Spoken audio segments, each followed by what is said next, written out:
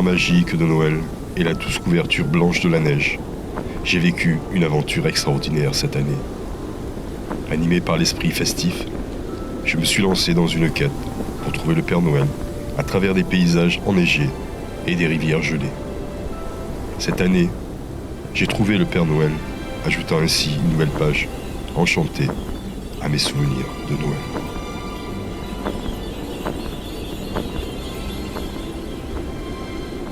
Bonjour et bienvenue dans votre JDV 100% Dracénie, de l'info, du sport et de la culture présentée pour vous chaque vendredi.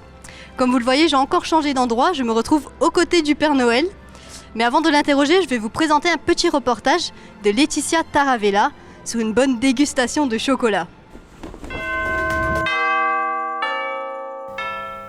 Fontaine de Jouvence, le chocolat est indémodable chaque année.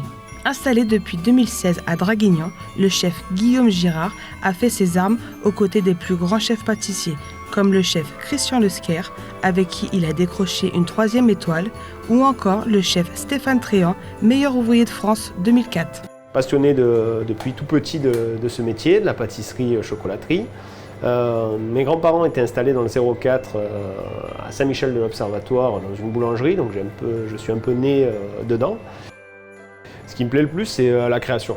Voilà, on part d'une idée, on part sur une thématique et ensuite avec les équipes, on travaille dessus pour arriver à un produit fini tel qu'on l'avait imaginé. Et ça, c'est génial parce que la chocolaterie, on a vraiment une liberté d'expression qui est infinie, quoi.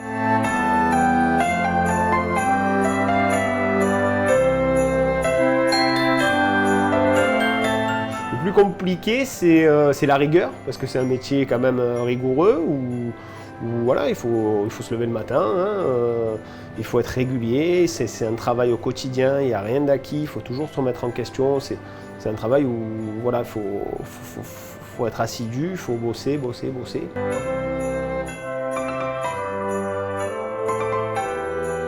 Procure du plaisir aux gens et ça c'est une satisfaction qui est géniale. Si on aime donner, c'est un métier où on a de quoi s'éclater, quoi.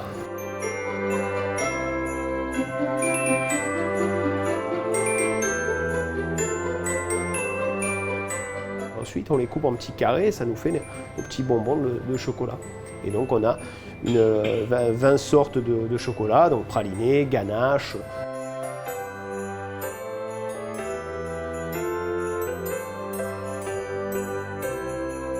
Notre sujet phare cette année, donc du coup c'est un Père Noël.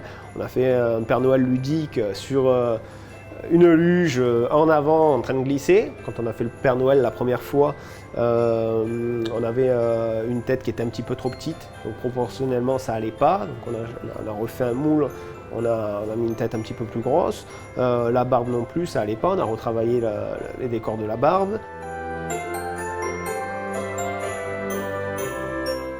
Et puis après, arrivé au mois de novembre, on attaque.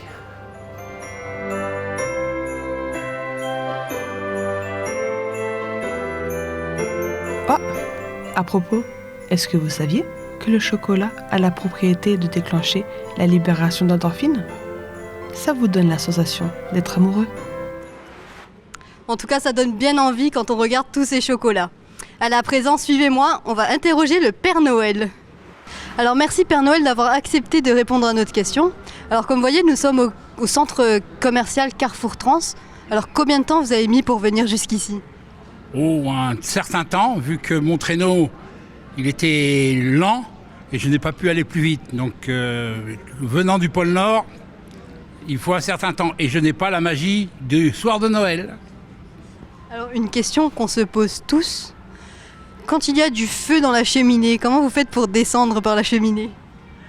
J'éteins le feu, je descends et je le rallume après. Alors vous faites comment pour éteindre le feu ? Avec de l'eau. Le 3/4 du temps, les gens sont quand même sympathiques, ils ne mettent pas le feu plein feu dans la cheminée le soir de Noël. Et alors, quel est le plus gros cadeau qu'un enfant ait pu vous demander ? Alors, gros, ça dépend comment on le prend. Parce que gros, j'ai vu des voitures, des maisons, des demandés. Mais Les cadeaux qui sont dans les plus recherchés, c'est tablettes, iPhone. Pour les petits, ça commence à devenir plus courant. Et vous, comment vous réagissez quand un enfant de 6 ans vous demande une tablette ou un iPhone? Bah, j'ai du mal. J'ai du mal à réagir dans le sens où j'estime qu'un enfant à 6 ans, il a autre chose à profiter que de faire de la tablette ou du téléphone ou il a plein de choses à faire. Il faut qu'il apprenne à jouer dehors, apprenne à jouer en collectivité et à faire des jeux plus social, plus simple. Pas spécialement des tablettes, des jeux sur certains appareils comme les Switch, des trucs comme ça, qui ne sont pas, à mon avis, pour un enfant de 6 ans. Et alors, une question qu'un enfant a posée déjà une fois. Est-ce que l'été, vous mettez des maillots de bain? Oui, à la plage. Et je vais au soleil. Je quitte le pôle Nord pour aller au pôle Sud. Et alors, la plus grande question, est-ce que les enfants étaient sages cette année? Alors bon, c'est une question. Alors j'ai une habitude. Les enfants ils sont toujours sages.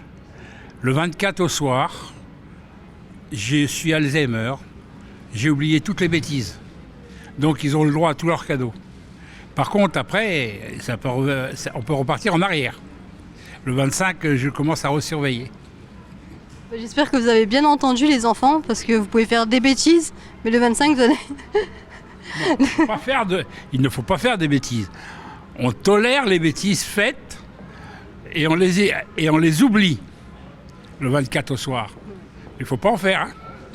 Est-ce que vous avez une petite citation à nous donner pour les enfants et même pour les adultes? Une citation. Profitez des fêtes de Noël, de la magie de Noël, et essayez qu'un enfant profite de ça et l'espoir toujours de la magie de Noël. Pour moi et pour les adultes, là, j'ai des personnes qui viennent, on va faire des photos, des trucs comme ça, qui viennent me voir, qui sont adultes. Et bon, c'est un petit réconfort que je leur donne. Voilà. En tout cas, merci beaucoup Père Noël. Et je vous souhaite plein de courage pour déposer tous les cadeaux. Non mais là, après, je prends la poussière magique et ça va aller vite. Et bien voilà, c'est sur ce chant de Noël que je vous laisse pour ce dernier journal. Le dernier journal de l'année, avec plein de nouveautés cette année. On a eu beaucoup de nouveautés, de nouveaux présentateurs. Mais c'est pas fini, l'année prochaine, ça sera encore mieux. Je vous souhaite de bonnes fêtes et un joyeux Noël. Bienvenue dans l'Hebdo du Dragon, Notre journal du vendredi 100% Dracénie.